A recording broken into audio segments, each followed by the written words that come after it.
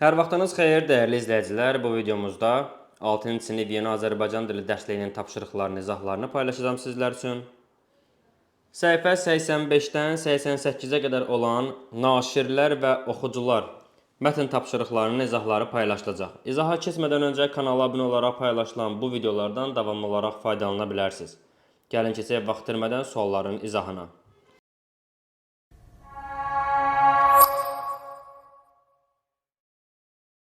İlk suala baxırıq. 1A. Diaqrama əsasən suallara cavab verin. Diaqramdakı məlumatlar hansı sorğunun nəticələrini əks etdirir? Diaqramdakı üfüqi xəttlər nəyi ifadə edir? Hansı yaş qrupu nağıl oxumağı daha çox sevir? Hər bir yaş qrupunda ən çox üstünlük verilən kitab növünü müəyyən edin və səbəbi haqqında fikirlərinizi söyləyin.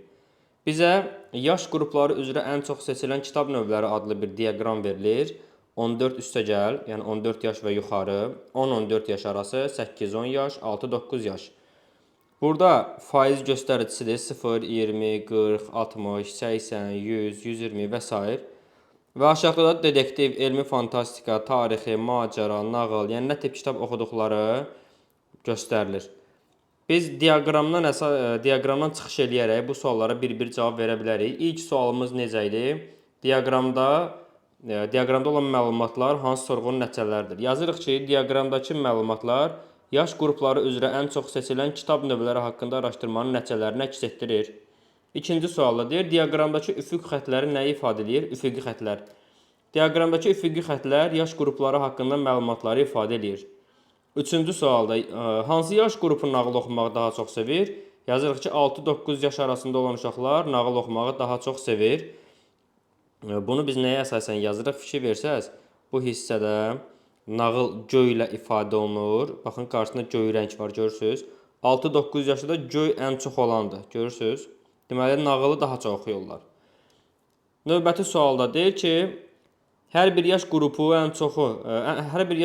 ən çox üstünlük verilən kitab növünü müəyyən edin.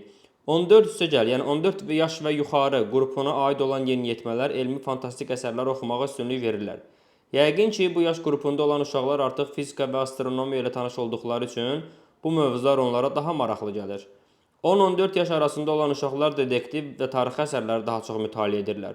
Çox güman ki, tarix dərsində haqqında məlumat aldıqları tarix şəxsiyyətlər onlarda bu marağı yaradıb. 8-10 yaş arası uşaqlar macəra, 6-9 yaş arası olanlar isə nağıl oxuyurlar.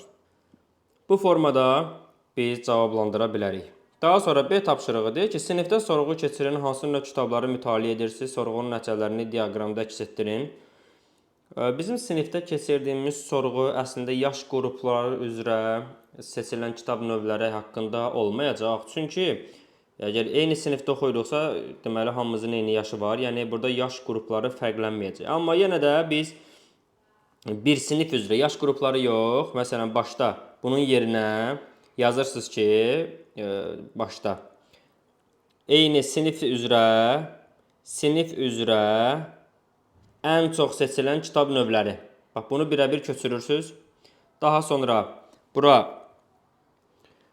yaş yerinə, məsələn, fərqli olsun deyə qızlar yaza bilərsiniz. Bu hissəyə də oğlanlar yaza bilərsiniz.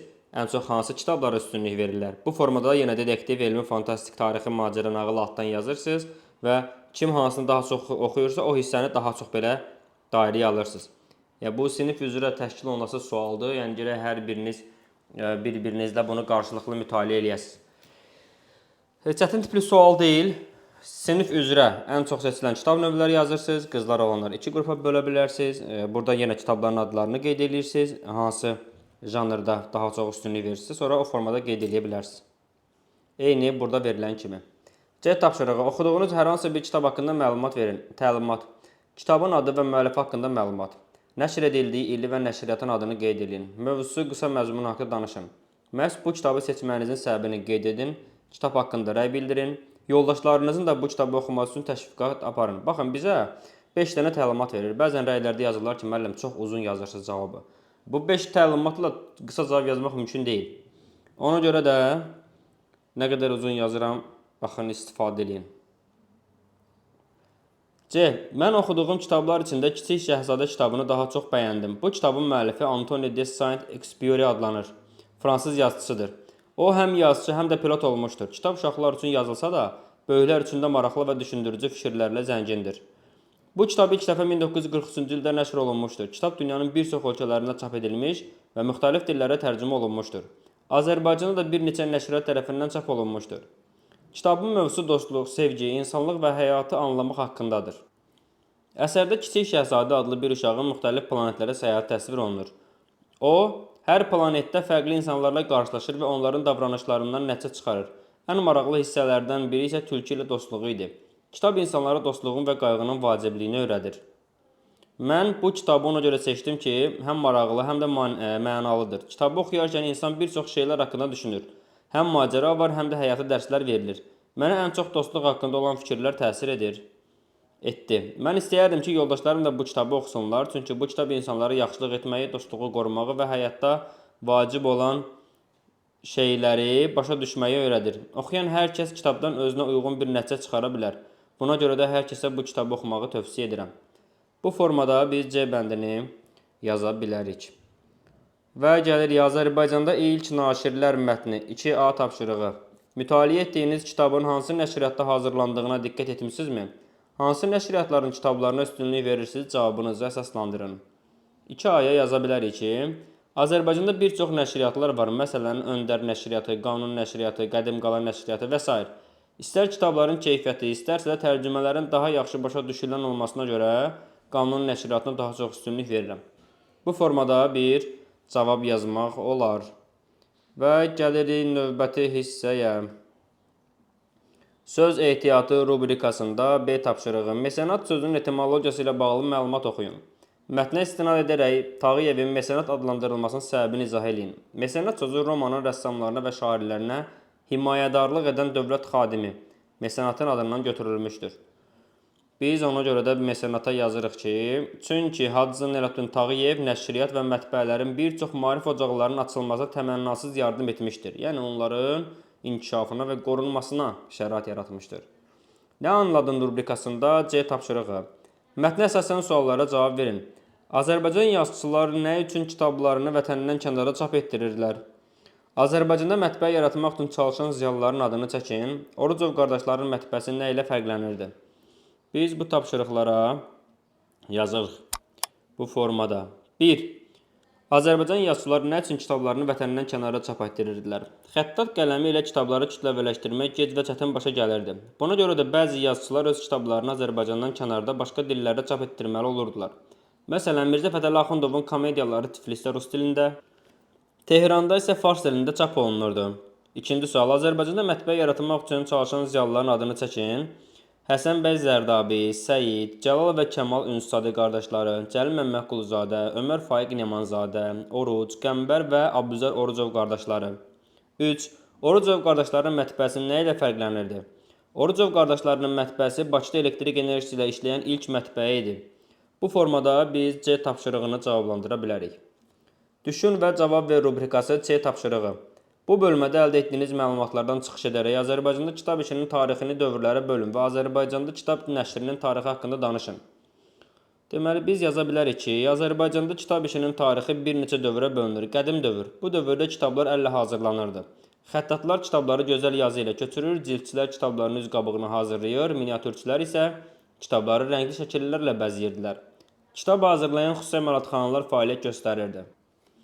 Daha sonra 19-cu əsr. Bu dövrdə Azərbaycanda ilk mətbəələr yaranmağa başladı. Kitablar artıq çap üsulu ilə hazırlanırdı. Dərsliklər, dini və bədii kitablar nəşr olunurdu.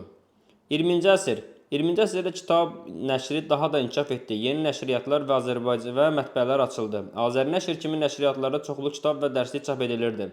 Kitabxanalar yaradılır, insanlar arasında mütaliə marağı artırılırdı. Bu formada C tapşırığını cavablandırmaq olar. D tapşırığı. Orucov qardaşları kitabların təbliği üçün nə edirdilər? Sizcə, kitabın reklamını başqa hansı vasitələrlə təşkil etmək olar? D tapşırığında biz yazırıq. Bunu qeyd eləməyi unutmuşam. D tapşırığını belə əllə yazıram. Siz də buradan yaza bilərsiniz. Orucov qardaşları yazırıq. Orucov qardaşları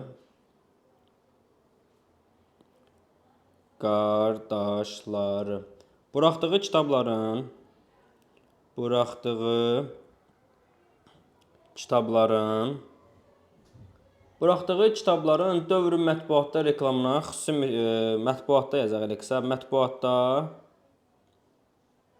reklamına xüsusi diqqət yetirirdilər. Neynirdilər? Belə ki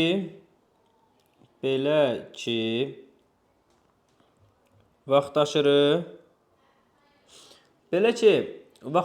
qəzetlərdə nəşr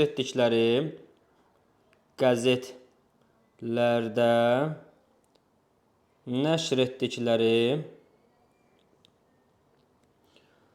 kitablar haqqında kiçik elanlar yerləşdirirdilər. Kitablar haqqında kiçik elanlar yerləşdirirdilər.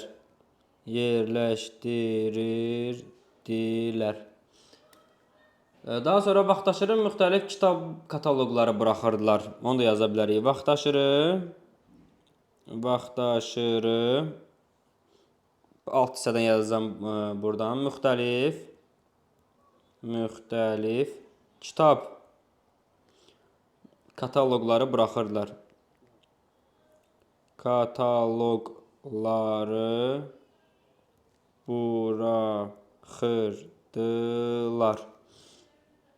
Bu kataloqlarda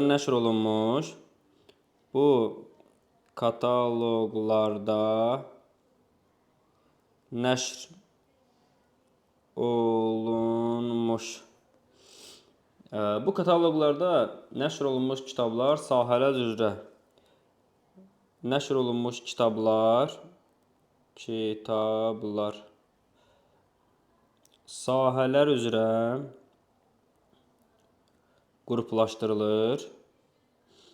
qruplaşdırılır və annotasiyaları verilirdi.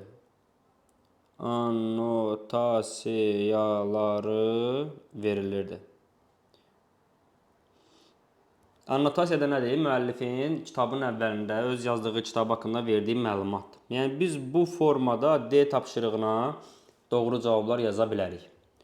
Daha sonra 3A tapşırığı deyir ki, hər hansı bir kitab nəşriyyatının ekskursiya təşkil edin.